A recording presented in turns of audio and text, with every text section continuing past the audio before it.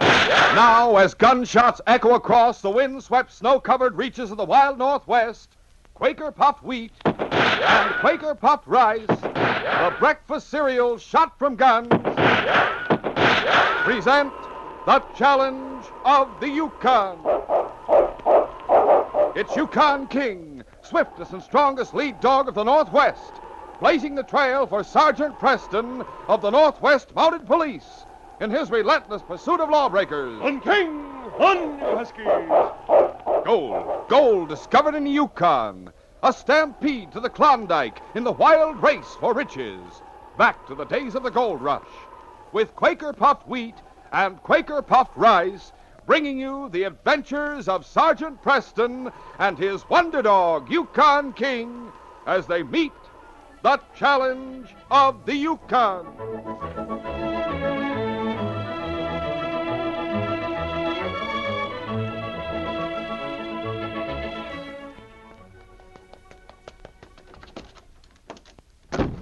Have you got yours? Oh, yes. I've already started to build my Yukon Trail. Boy, isn't it fun? Don't you miss out. Get the cutout models of Sergeant Preston's famous Yukon Trail, offered by Quaker Puffed Wheat and Quaker Puffed Rice, the swell-tasting cereal shot from guns. No extra cost, no waiting.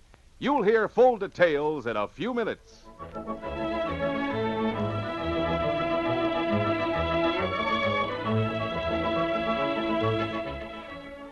Jonathan Banks was both the skipper and the owner of the riverboat Yukon Queen. He had invested his life savings in the big stern-wheeler at the start of the gold rush, hoping to make enough money in a single season to pay off the Seattle banking firm which had financed the purchase of the steamer. Throughout the summer, all had gone well, and the Yukon Queen had been crowded to the gunwales with load after load of prospectors, trappers, and adventurers drawn to the north by the lure of sudden wealth. But early in August, the Yukon Queen had damaged her engine, and by the time repairs could be effected, it was too late in the season to make any more trips. Captain Banks, his weather-beaten face lined with worry, sat in his cabin, discussing the situation with his wife, Maud. Well, Maud, we may as well face it. We're going to lose the Yukon Queen. What are we going to do, Jonathan? There's only one thing we can do. We'll have to sell the Yukon Queen, use the cash to pay off what we still owe. But where can we find a buyer on such a short notice? It won't be easy, especially now with the season over and the ship laid up for the winter. We just have to take the best offer we can find. But, Jonathan, if we do that, we're sure to take a terrible loss.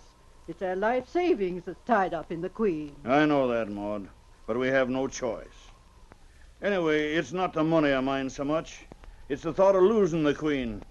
By thunder, she's the finest vessel on the Yukon, or anywhere else for that matter.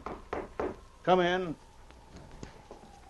Captain, there's a man come aboard who wants to talk to you. Who is he? Says his name's Pharaoh Dillon. All right, send him up. Aye, aye, sir. A moment later, Pharaoh Dillon was ushered into the cabin.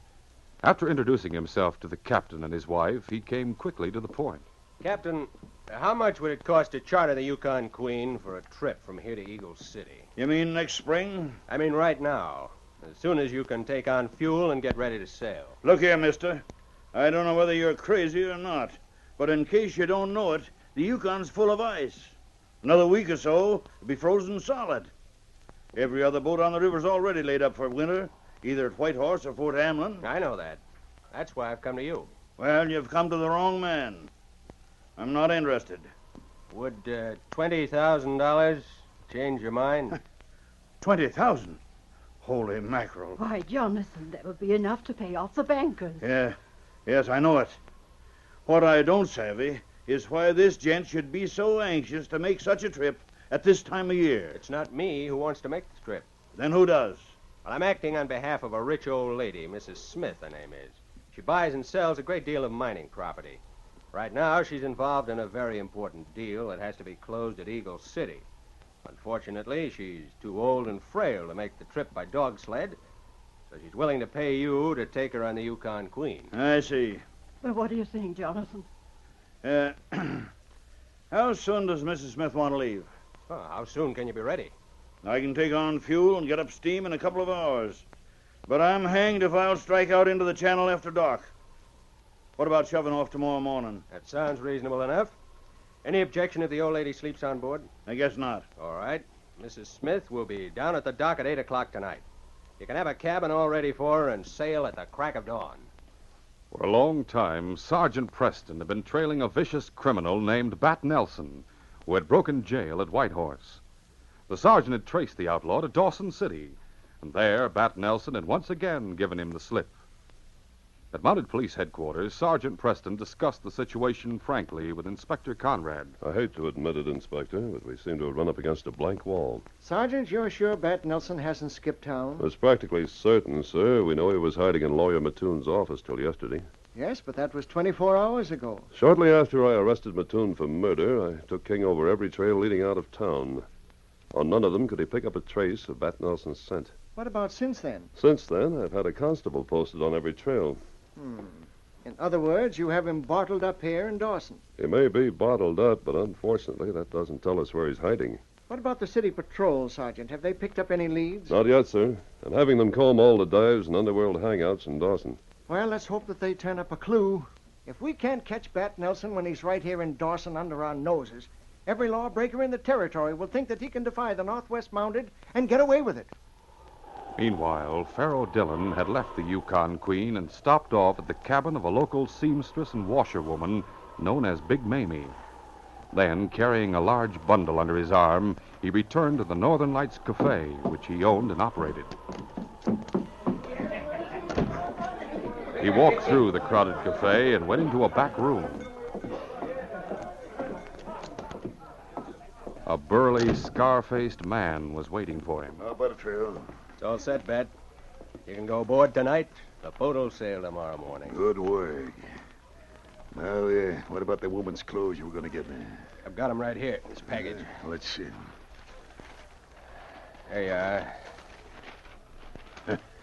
Holy smoke, this dress is as big as a tent. It's got to be big if you're going to get into it. Whose was it, Big Mamie's? Yeah. I had her let down the hem a couple of inches. What'd you tell her? Well, I told her I needed to get up for a vaudeville act I was putting on here at the cafe. Yeah. I'll hold it up to me. How do I look?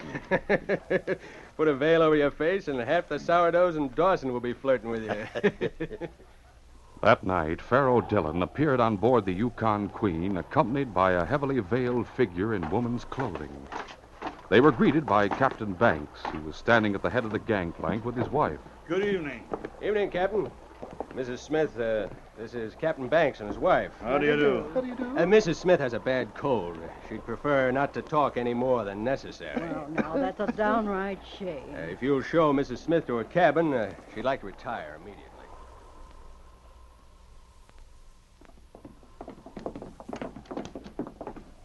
Here you are, ma'am. Got the cabin all ready for you. Thank you. I'll set your suitcase right down here. Maybe you'd like to have me help you get settled. Oh, no. As a matter of fact, Mrs. Smith doesn't like anyone fussing over her. She'd rather just be left alone. Well, goodbye, Mrs. Smith. Goodbye. Well, I must say she's not very sociable. Oh, it's just her way. Incidentally, I forgot to tell you, she wants her meals brought to the cabin, too. Now, if you'll take me to the captain's cabin, I'll pay him the money. At daybreak the following morning, the Yukon Queen swung away from the dock and headed downriver.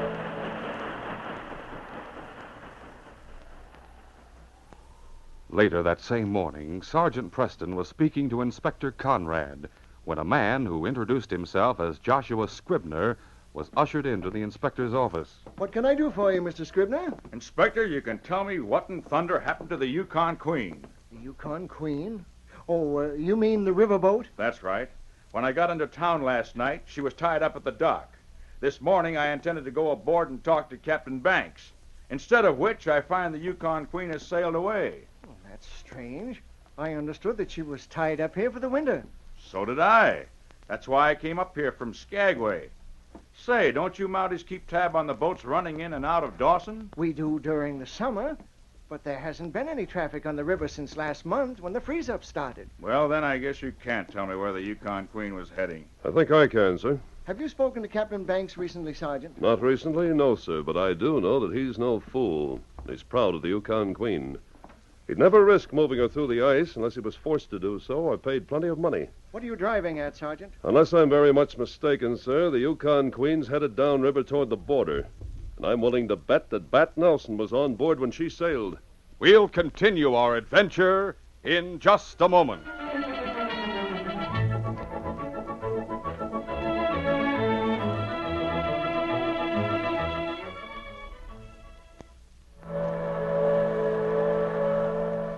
Imagine having your own model of the Yukon Queen riverboat in today's story. Yes, fellas and girls, that's just one of the 59 cutout models you can get to build Sergeant Preston's famous Yukon Trail. And you don't pay extra for them. It's the most exciting offer ever made by Quaker Puffed Wheat and Quaker Puffed Rice. The swell-tasting king-size cereals shot from guns. Golly, with these Yukon Trail models, we can see just where Sergeant Preston and King are traveling on the Yukon Trail. You can see just where the deadly, cunning Bat Nelson has escaped him time after time. Look, you get models of the White Horse Jail, the haunted Dead Dutchman gold mine, and the lumber camp where Bat Nelson hid out. And say, these models are different than anything you've ever seen. You said it. They're a lot bigger and easier to put together. You get scenery and the interiors of buildings. You get dog sleds and dog teams you can hitch up and move around.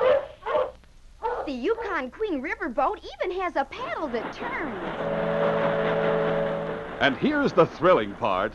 These swell Yukon Trail models come right on special new packages of Quaker Puffed Wheat and Quaker Puffed Rice. Oh, boy, wheat and rice shot from guns is my favorite cereal. It's mine, too. It tastes so good. It's nice and crisp. Well, that's great.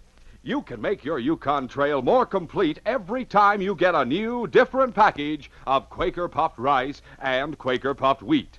There are 8 different packages, with the numbers clearly printed on the front. And they're now at your grocer's. You'll want all 8 packages so you can build the whole Yukon Trail.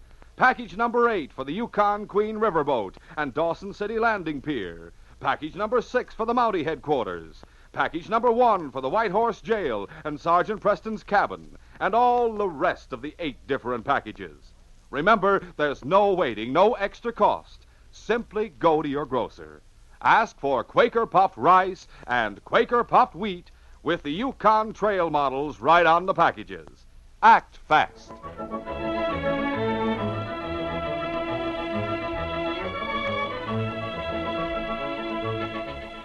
Now to continue. When Sergeant Preston learned that the Yukon Queen had sailed from Dawson, he immediately suspected that Bat Nelson had used the riverboat as a means of escaping from the Northwest Mounted Police. The river's the one escape route we didn't have covered. Sailing on the Yukon Queen would be an easy way for Bat Nelson to get out of Dawson and over the border. By thunder, Sergeant, I never thought of that. It's just a hunch, sir, but it would certainly explain why Captain Banks is sailing at this time of year. Sergeant, you know where the police launch is berthed for the winter. Yes, sir. Take as many men as you need to operate her and head downriver as fast as possible. Right, sir. May be a wild goose chase, but we can't take any chances where Bat Nelson is concerned. Inspector, I've come all the way from Skagway to talk to Captain Banks. If Sergeant Preston is going after the Yukon Queen, how about me going along, too? Any objections, Sergeant? Why, none at all, sir, except that there may be gunplay. Oh, don't worry. I'll keep out of the way. All right, then. Come along. It was nearly an hour later when the police launch steamed out into the river in pursuit of the Yukon Queen.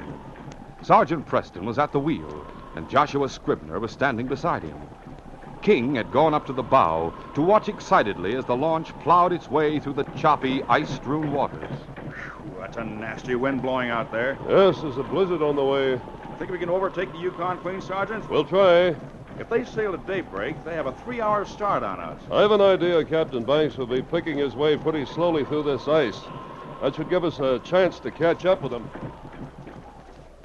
By mid-afternoon, the sky had darkened to a dull gray, and the wind had increased to gale velocity, lashing the river into angry, billowing waves that battered against the sides of the Yukon Queen. Captain Banks had personally taken over the steering of the ship, and his wife, Maud, had just come up on the bridge. Jonathan, What is it? look back there. There's a boat coming around the bend. Holy mackerel. Why, what's wrong? That's the mounted police launch from Dawson. What are they signaling to us for? I don't know. They must want us to stop, I guess. Stop the engine! A few moments later, the Yukon Queen had lost her headway, and the police launch drew steadily closer to the big riverboat. Suddenly, Maud Banks glanced down the ladder leading up from the deck and exclaimed in surprise. Jonathan, look! Old Mrs. Smith is coming up to the bridge. Well, I'll be hanged. She sure looks mighty spry all of a sudden, the way she's climbing that ladder. The so-called Mrs. Smith was wearing the same heavy veils over her face that she had worn the night before. As she entered the wheelhouse, Maud Banks greeted her. If you're wondering why we stopped, it's because that boat back yonder just signaled to us. It's the police launch from Dawson. That's what I thought. Say, you're no old lady. How'd you guess? Now that you're into my little secret, I may as well rip off this veil, huh? What? Jonathan, I'd seen him somewhere before. Yeah, so have I. His picture's plastered all over Dawson on police posters. Then I guess you know who I am, huh? Sure do. You're Bat Nelson. If you know that much, then you also know that I'm a bad hombre to monkey with, huh? He's got a gun. That's right, Oh. and believe me, lady, I won't hesitate to use it on either of you if you try any false moves. Now then, Captain, holler down that voice tube and tell him to get the engine moving full steam ahead. Meanwhile, on the police launch, Sergeant Preston and Joshua Scribner were watching the big stern wheeler intently. Suddenly, they saw the paddle wheel begin to revolve again. Sergeant, they're starting up again. I'll try another signal on the whistle. They're not stopping. They're picking up speed. That means Bat Nelson's taking over and he's going to make a run for it. Bob, give her all the steam she'll carry. The police launch was a short, stubby craft originally built for harbor work, and in speed she was no match for the Yukon Queen. Slowly but surely, the big stern wheeler began to pull away from her pursuer. Bat Nelson chuckled as he watched the smaller boat drop farther and farther astern. They'll never catch up with us. Sergeant Preston is on board that launch. I'd like to see his face right now. Captain Banks said nothing, but inwardly he was making a tense and fateful decision. His face was grim as he scanned the surface of the river. Ahead and to the right, he saw a large, jammed-up ice formation. He waited until they were almost abreast of it, and then he swung the helm suddenly to starboard. Hey, what are you doing with that wheel? Get away! With a rending smash, the Yukon Queen plowed straight into the ice pack. Bat Nelson was livid with fury. He swung his revolver at the captain's head. I'll fix you, you fool! The captain crumpled under the blow. Knocked him unconscious. Gotta kill him. Maybe I will after I get this lousy tub out of the ice. Hey, you! Down there in the engine room! Back the engine! The Yukon Queen shuddered from stem to stern as the paddle wheel churned violently in reverse. But it was no use. The big riverboat was wedged securely in the ice. Bat Nelson turned to Maud Banks, who was huddled over the prostrate captain, and jerked her roughly by the shoulder. Listen, the captain's got $20,000 of my money stuck away somewhere in this tub. You know how to get it? Take your hand off me, you murdering polecat. Take your choice, lady. Either find that money and find it pronto, or else I pull this trigger. Cowed in spite of herself, Maud led the outlaw to the captain's cabin. She unlocked a small safe, and Bat Nelson helped himself to the money inside. Just to make sure you don't kick up a fuss, I'm going to lock you in here. As he locked the door, Bat Nelson glanced astern and saw that the police launch was rapidly approaching. Then he hurried to his own cabin and began pulling off the woman's clothing which he had used to disguise himself. A few moments later, the police launch drew up to the Yukon Queen. Ahoy, Yukon Queen! There was no answer from the riverboat. Joshua Scribner spoke to Sergeant Preston. What are you going to do, Sergeant? Come alongside and board them. You'd better keep out of sight in case any firing starts. As the nose of the police launch nudged up to the side of the Yukon Queen, King gave a mighty leap and landed on the deck of the riverboat. He sensed that the sergeant was closing in for an important capture. The great dog raced forward along the deck and then rounded to the other side of the ship. Soon he caught the scent of Bat Nelson, the desperate killer whom he and his master had been pursuing for so long. The door of Nelson's cabin was standing open.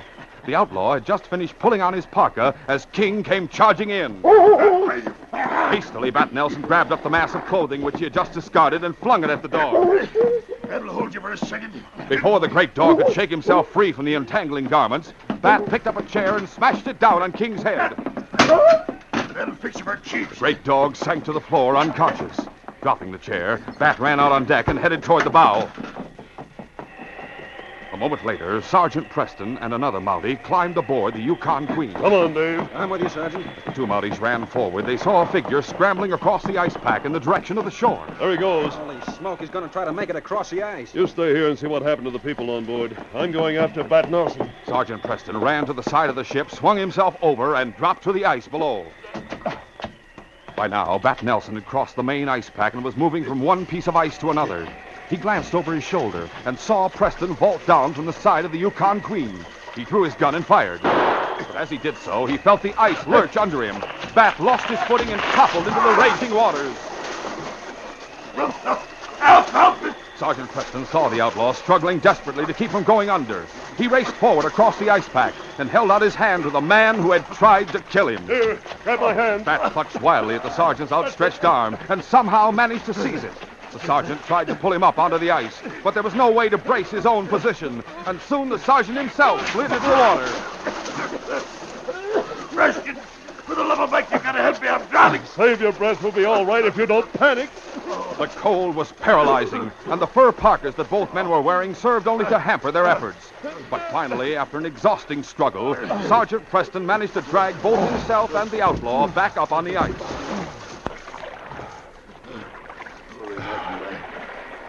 I didn't think we'd make it.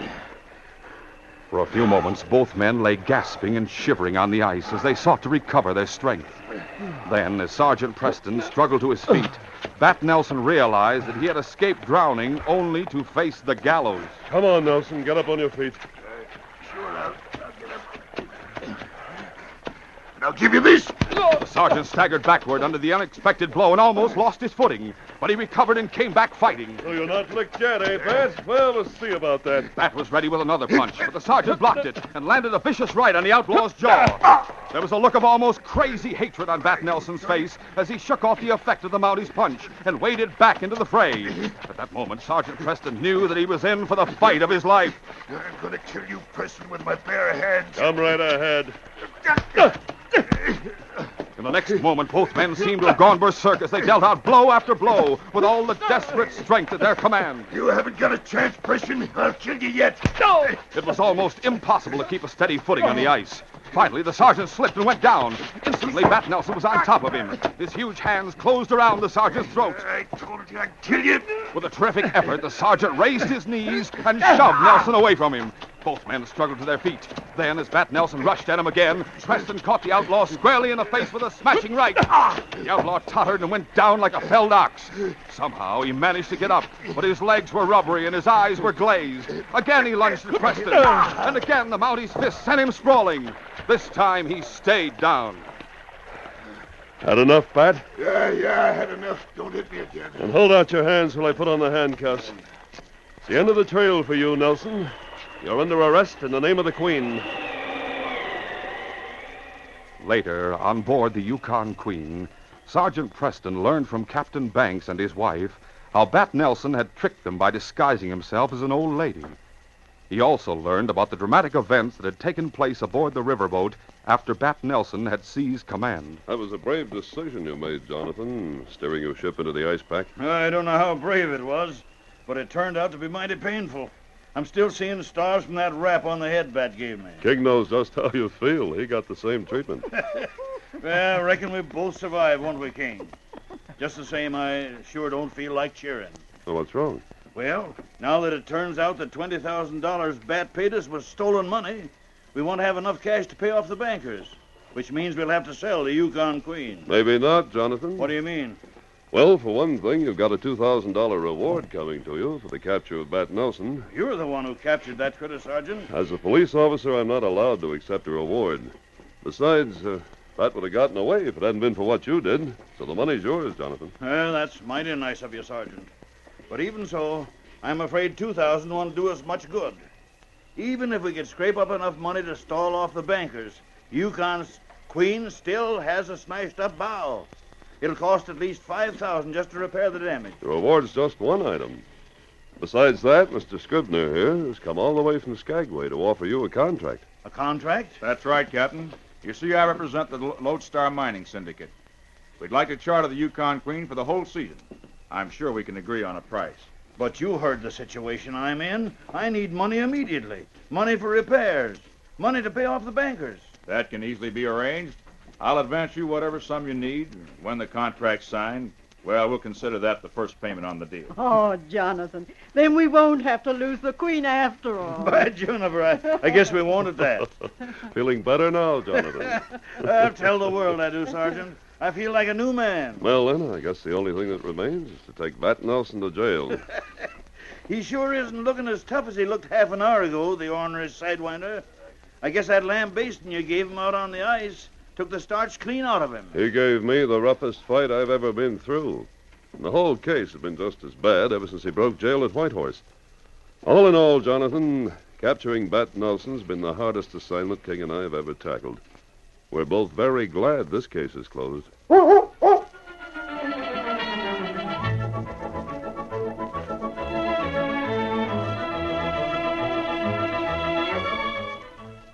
In just a moment, Sergeant Preston will give you a preview of Friday's adventure. Hurry, fellas and girls. Grocers now have the new Quaker Puffed Wheat and Quaker Puffed Rice packages with the thrilling new Yukon Trail cutouts. There are 8 different new packages, each one clearly numbered on the front. You get 59 bigger, easier to put together models. Models of the Yukon Queen riverboat, where Sergeant Preston had a fight to the finish with Bat Nelson, the Dawson Trading Post, Wells Fargo office, the haunted Dead Dutchman gold mine, lumber camp, wild Yukon animals, just to name a few. So hurry to your grocers. Ask for Quaker Puffed Wheat or Quaker Puffed Rice, the famous cereal shot from guns. Yes, actually exploded up to 8 times normal size to make 'em bigger and better tasting. And full of bang-up nut-like flavor. Get going. Build your complete model Yukon Trail from Whitehorse to Dawson City right away. The models come only on the big red and blue packages of Quaker Puffed Rice and Quaker Puffed Wheat. The original, crisp, fresh, shot-from-gun cereal that is never sold in bags or bulk. Listen Friday when Sergeant Preston and Yukon King meet the challenge of the Yukon in the case of Uncle Joe's luck. When old Joe Findley's luck changed and he struck it rich, I was as happy as he was because he could share his good fortune with young Larry Findley and his wife. Old Joe set out to see them at Selkirk, but never reached there. Before we found out what happened to Uncle Joe, I found myself facing a killer's gun. Be sure to hear this exciting adventure Friday. These radio dramas, a feature of the Challenge of the Yukon Incorporated, are created by George W. Trendle, produced by Trendle Campbell Enterprises, directed by Fred Flowerday, and edited by Fran Stryker. The part of Sergeant Preston is played by Paul Sutton. They are brought to you every Monday, Wednesday, and Friday at the same time by Quaker Puffed Wheat and Quaker Puffed Rice, the breakfast cereal shot from guns.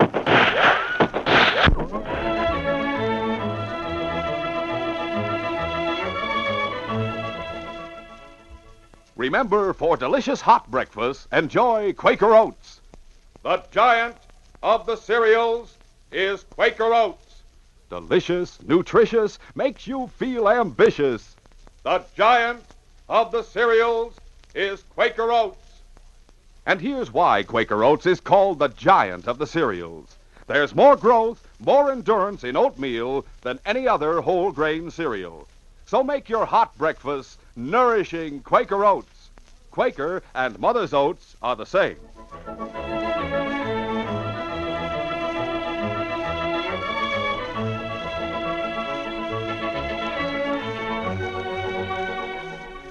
This is J. Michael wishing you goodbye, good luck, and good health from Quaker Puffed Wheat and Quaker Puffed Rice.